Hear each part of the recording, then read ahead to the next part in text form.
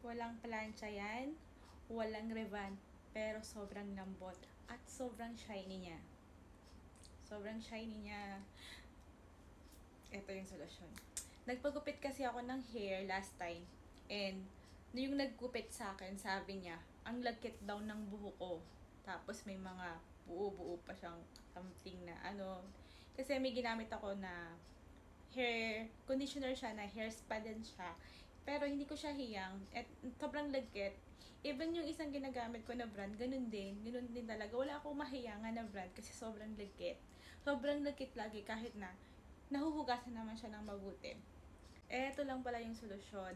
Nirecommend to ni Bakla, yung naggupit sa akin. Isa yun sa sikat na salon dito dahil magagaling at magaganda naman talaga yung quality na ginagamit nila sa hair. Lalo na yung kanilang mga Brazilian. At sinadjust niya sa akin na ito daw yung gamitin ko.